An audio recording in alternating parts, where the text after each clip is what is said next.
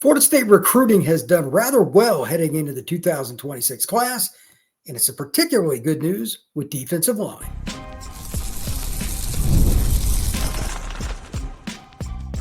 You are Locked On Seminoles, your daily podcast on the Florida State Seminoles. Part of the Locked On Podcast Network, your team every day. Welcome back into Locked On Seminoles. I am your host, Brian Smith, longtime college football recruiting analyst and writer. Thank you for making Locked On Seminoles your first listen each and every day. Truly appreciate you stopping in to talk some Noles with me. Today's show is brought to you by our friends at TurboTax. Ready for stress-free taxes and the most money back guaranteed? Head over to TurboTax.com today and get matched with your expert. Today's show is going to be about defensive line and linebacker. We're going to start with recruiting, talk about the impressive group of players they have up front, and I got plenty of predictions with the defensive line. And same thing with the linebackers. I think they are going to be better than people think, including a prediction that will probably surprise some people on who's going to be the leading tackler for the Florida State Seminoles. So let's start with D-line recruiting. It's ahead of pace, conservatively speaking, and I think it has a chance to end up in the top 5 to top 8 schools in the country with defensive line recruiting. And I'm going to say something that's even more important. Forget the ranking for 26, stacking classes. This is the key to recruiting at any position. If you're going to have injuries, you got to rotate players, especially on defense, and you need big bodies. Tony White and his crew are going to run a 3-man line at least a good deal of the time. Big is better. You're going to two-gap sometimes. You're going to ask those guys to do some things that other defensive linemen at some other schools are just not capable of. Fortunately for him, he's got some big bodies that's inheriting. It would help if they had even more because you really, again, you can't have enough defensive linemen. You just cannot. But to that point, Florida State's recruiting is done pretty well, and they've got a nice combination of ends, big guys, different body types coming in for visits, and they're all going to have a chance during spring ball to see some of these guys practice, like Darrell Jackson, Daniel Lyons, etc., and I think that's going to be beneficial.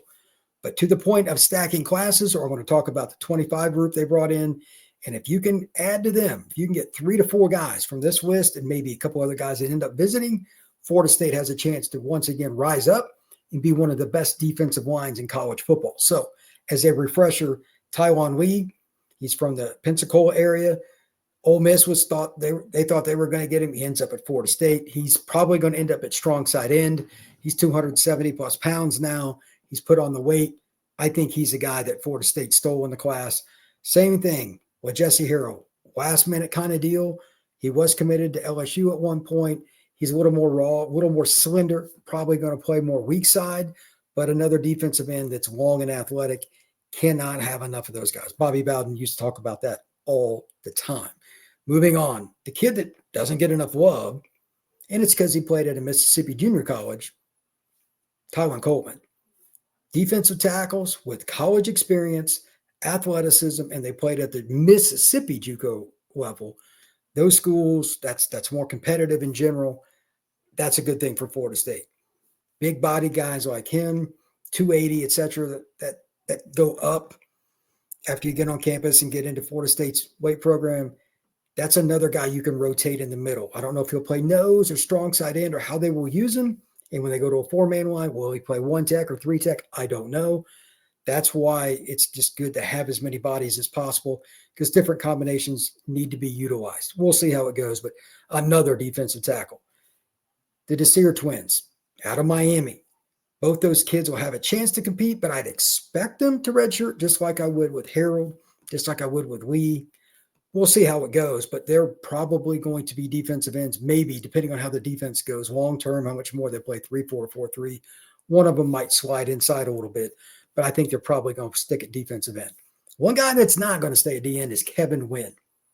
Played 1A football in Georgia. He is the exception to every rule. I tend to not really like the small school kids as much because the step up in competition is massive as it is from high school to college, but he just goes against the grain in everything.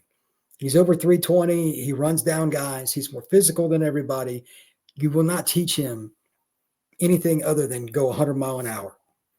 At the All-Star game in San Antonio, they took him out of some of the drills because he was messing things up so much for the offense.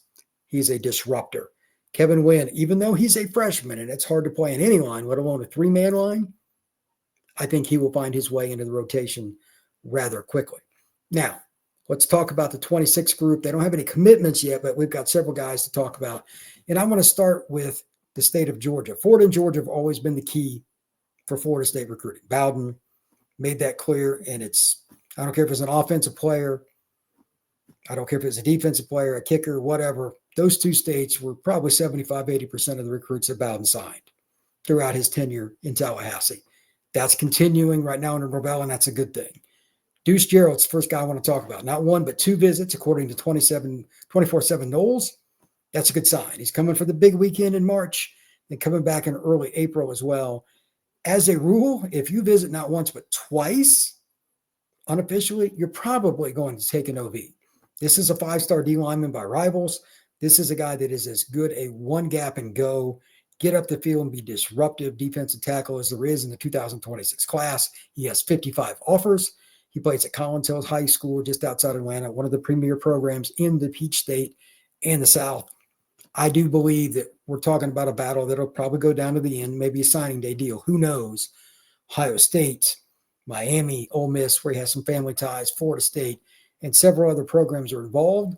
But the Noles getting 2 visits, not 1, 2 visits is a good sign. Let's see what the visit date he comes up with for this summer for Florida State, or does he push it into the fall? I'm not sure. But Deuce Gerald is a big-time player. He's one of my favorite pass rushers in the 26 class, even though he's an interior guy. Speaking of pass rushers, at a Catholic high school in Pensacola, that's Trenton Henderson. You could argue he's the most important guy for Florida State for a number of reasons. Never have enough pass rushers. That's easy. They're trying to get back into consistently winning in Pensacola. And if you don't get him, he's probably going to go to one of your rivals. Those are all good reasons to get him. Auburn's the school I'm worried about. May 16th OV. They've got deep NIL pockets. First visit, they're going to try to knock him out and get him to not take any more visits. Florida State, conversely, gets the very last visit, June 20th. Let's see what Trenton does. That is a big-time player. He's top 10 in the state of Florida by pretty much everybody. Really good, and his offer list is through the roof. A little bit under the radar for the next young man, another pass rusher, Cameron Wilson, 6'4", 210, Vandy, Syracuse, Florida State, Cal. Unusual list. Plays at Miami Southridge, great kid, 6'4", 210. Florida State might have some room to make up against Syracuse. Syracuse is recruiting like crazy in the Sunshine State, but they get that visit again on the 20th. They're getting the last OV. Can they get past the visit from Syracuse? They're going to try to get him not to take that Florida State visit, I guarantee you. Ben Mobinga, big guy. Buford High School, June 20th, he will be coming to Florida State. Of course, Buford just outside of Atlanta, one of the famous programs, again, in the Peach State. Big guy that could play on either side of the ball. He's got family ties to LSU. That would be my guess, but he does have that June 20th date. Florida State gets the last one. Again, we'll see how that one goes, but another really talented player. Keyshawn Eliezer out of North Carolina. This kid I don't know as much about. He's an undersized pass rusher, around 200 pounds. Florida State doesn't get the visit that I want him to. They're getting a midweek visit, I don't like those as much. You'll go take a visit, then you go into the weekend, go somewhere else. We'll see. His is June 17th of Florida State, but they're getting him on campus, so we'll see how that goes. The next kid is a must get, and that's Cam Brooks, Thomas County Central. Can't lose out on that kid. I've talked about him 50 times on this show. If I talked about him once, either weak side or strong side end, I don't care. I've seen him for 2 years straight live. That is a really good football player, and he lives 30 minutes away from your campus. And by the way, it's the same high school Charlie Ward went to. Can't lose that kid, but he's got Ohio State and everybody else coming after him too. We'll see how that goes. Ebenezer today, Florida State gets May 30th visit, not June 20th, but May 30th. Not feeling as good about this one. Bama, Notre Dame, Georgia, a whole bunch of schools are after him. Maybe Florida State does well enough to get him to not take the other visits. That would be my best guess on how Florida State would win out. He's kind of a late bloomer, but he is really blown up here in the late winter, early spring. Carter Lucky, Florida State's getting the visit on June 13th. Another kid out of Georgia, really athletic kid. He could be a guy that Florida State would steal. He's got family ties to Georgia. That's pretty hard to overcome, but we'll see.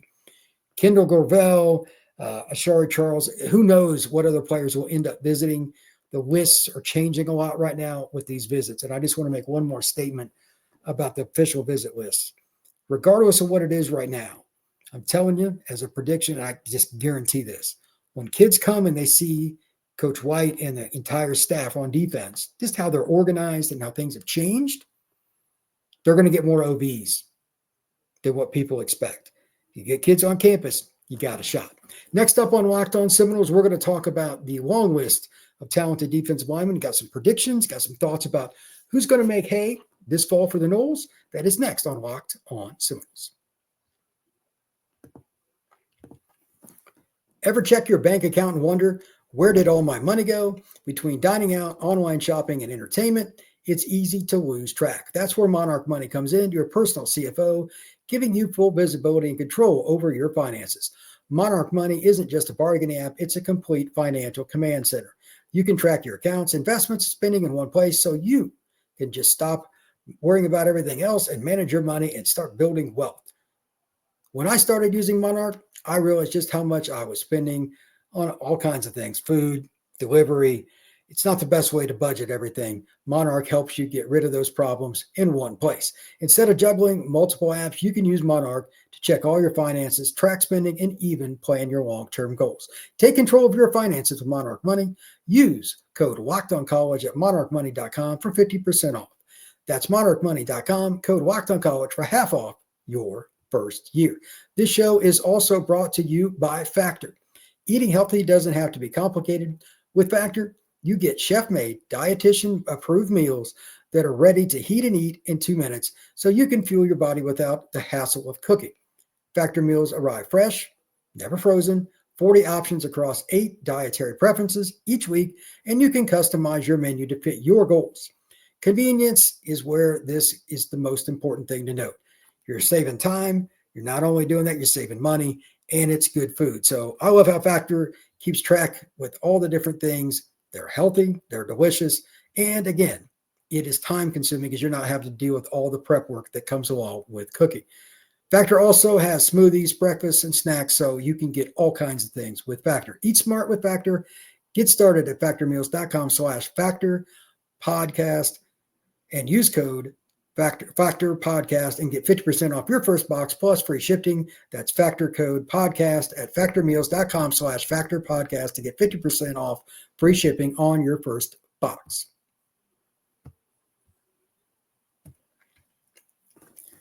It's fun to talk about Florida State's defense getting back on track.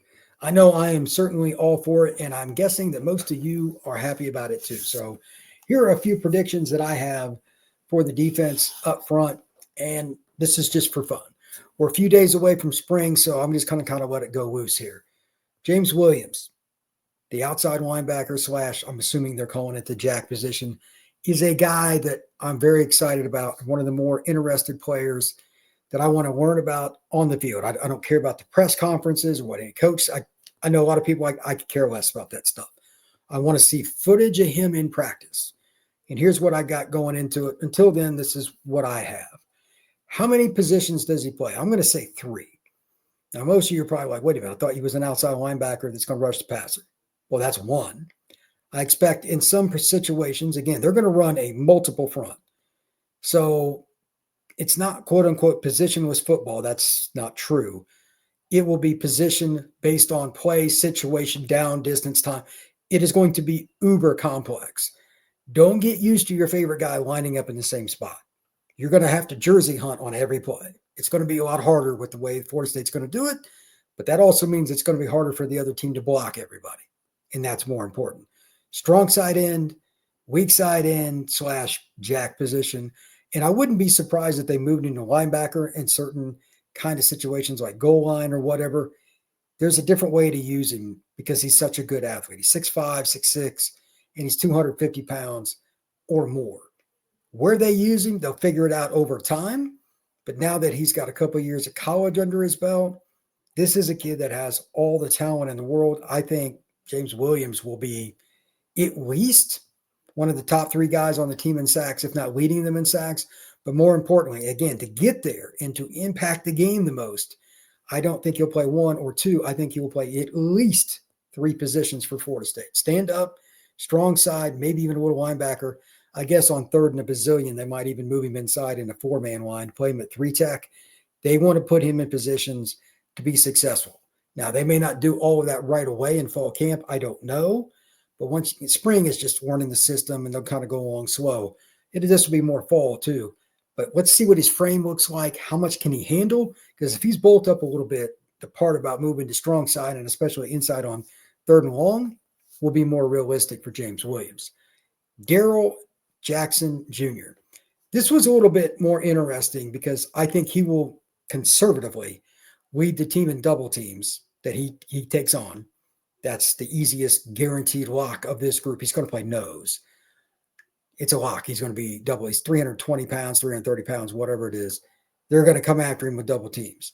He may not have a very big year statistically, but he might be the most important guy on the defense because if you're running a 3-man line and you have a mediocre or subpar nose guard, you're going to get slapped around.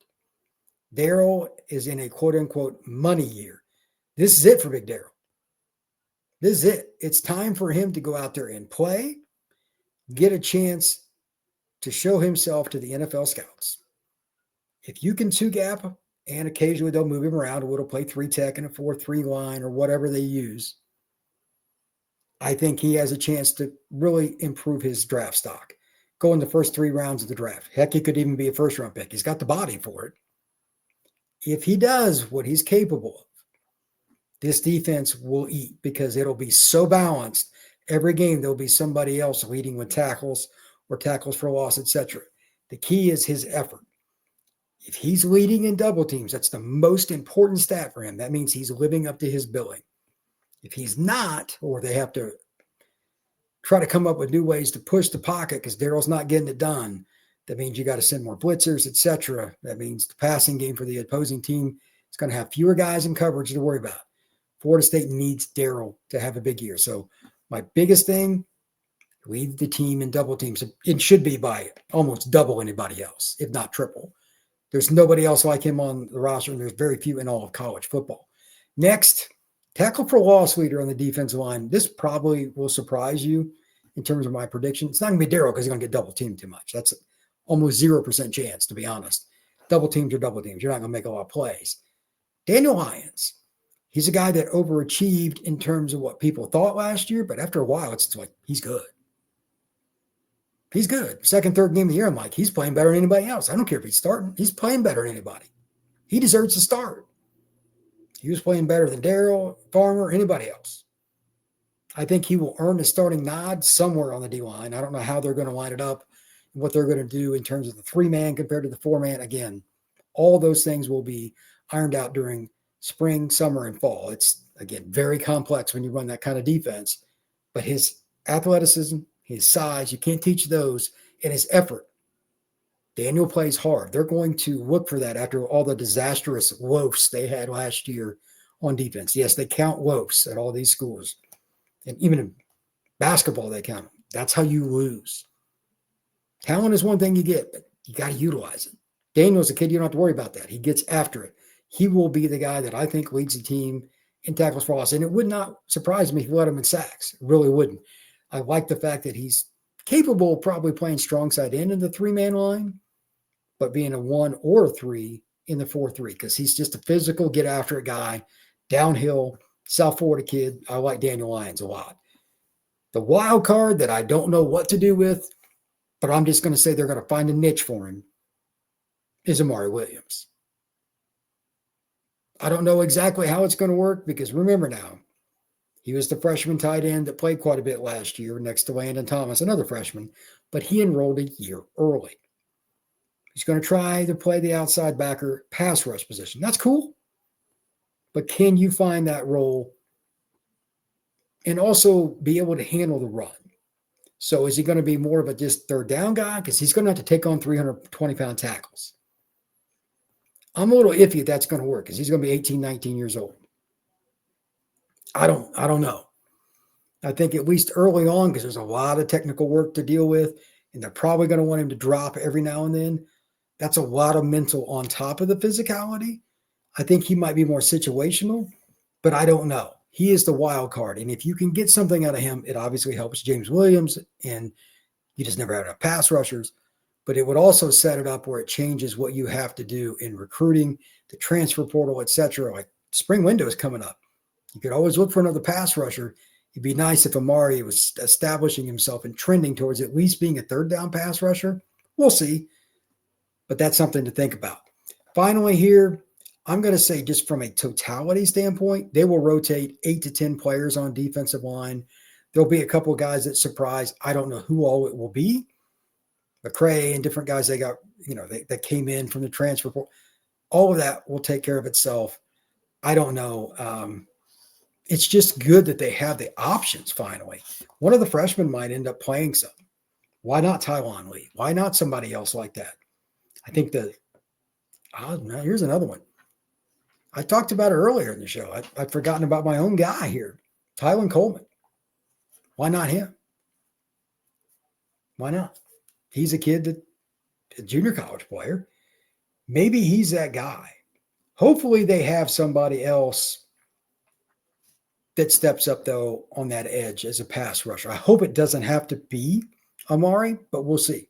That's a key for this spring, and it's why so many teams like going into spring practice are unsure, and they go get a guy afterwards in the portal. It makes sense. So with that, when we come back, I'm going to talk a little bit about linebacker, how they're going to be better, not only because they've got more talent than they used to, new scheme, new coaching, but that defensive line is going to help them. That is next here on Locked On Seminoles.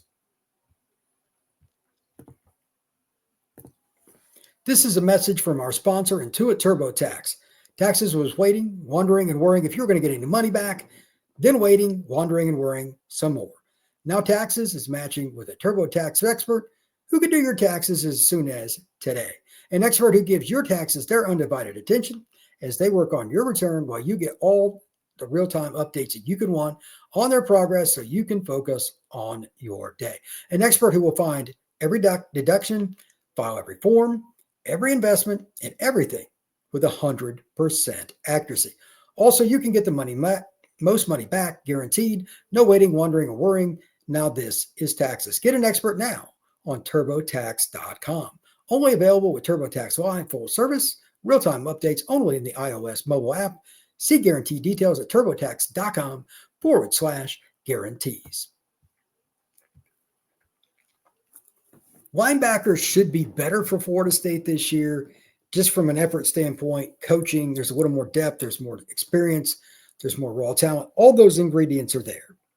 But again, I wanted to bring up the linebackers after I discussed the defensive line for a purpose. When you have guys like Darrell in front of you, you got a plethora, Daniel Lyons. Again, I don't know how the lineup's going to work. I'm not remotely going to touch. People want, project your depth chart. I have no idea. I'm not even sure which spot some of them are going to play. And I'm not 100% positive the defensive staff knows. That's okay. There's so many good options up front. It'll take care of itself. And when a defensive line does its job, it's a heck of a lot easier to play in the back seven. And that begins at the inside linebacker positions. I'm going to go out on a limb and guess the two guys that transferred in are going to be the starters, at least initially. Blake Nicholson, I think at some point might end up starting and especially be their nickel, but they'll have different roles for linebackers depending on the team they play. I don't think it'll necessarily be starters. Okay, you're just the inside linebacker. You're going to start every game, no matter who. That's not how it works. This is not 1992 Florida State. It's 2025. You got to match personnel you're going up against. I know defense coaches aren't fond of it, but you can't have 235-pound middle linebackers going against a 175-pound running back on 3rd and 6 in open space. It's not going to go well. So Nicholson might play more in one game than another team uses somebody that, is bigger. He may not play quite as much. He's just so good in space. He's a big guy, but he's just really good in space. Maybe you use somebody like Elijah Herring a little bit more. It's against a downhill team. He's just used to popping guys. We'll see. And maybe I got it reversed. Whatever the case is, this much I know. Florida State's depth is better, and they will be better coached overall from what I've heard.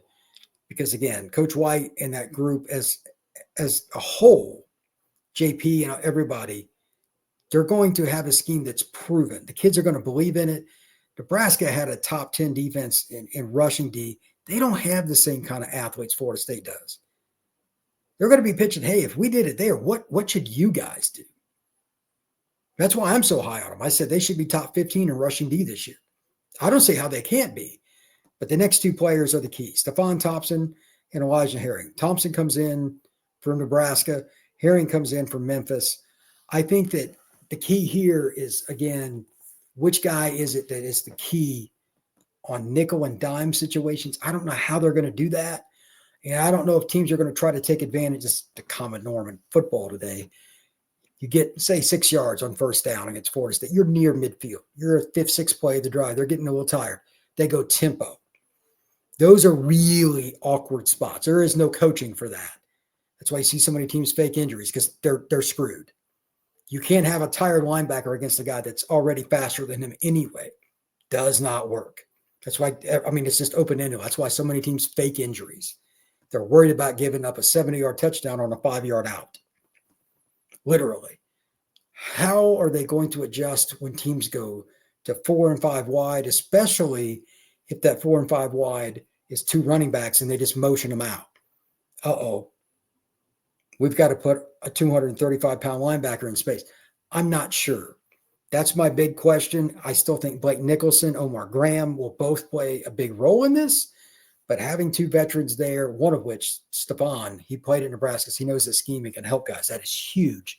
Will make Florida State better. So here are a couple of predictions that I have. Number 1, I think Stephon will lead them in terms of just being the play caller on 1st and 10. He'll be your 1st and 10 linebacker, unless you're going against a team that's just straight up air raid, 4 wide receivers, and a scat back.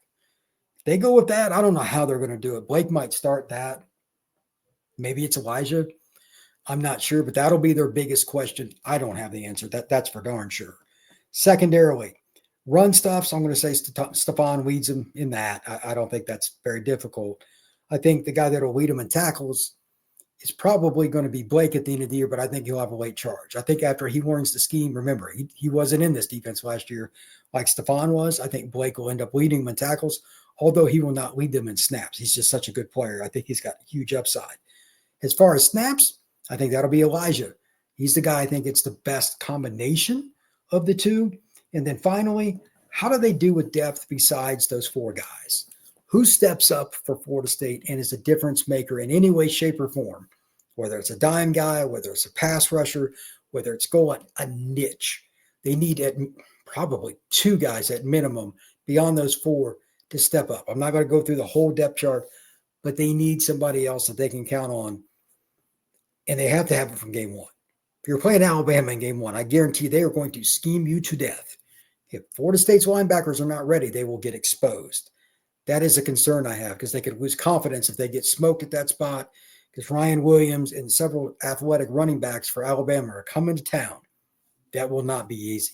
Linebacker spot's got a lot of talent, really good coaching, but they still have some questions to answer. Again, the good news, though, with the defensive front they have, they're going to see more 3rd and 6 and 3rd and 2 like they did last year. That'll help them out a lot. 3rd down defense should benefit quite a bit. Thank you once again for making Locked On Seminoles your first listen each and every day. Truly appreciate you stopping in to talk some Noles with me. Hit that like button, that notification bell, and subscribe and share the Locked On Seminoles podcast. We will see you again soon.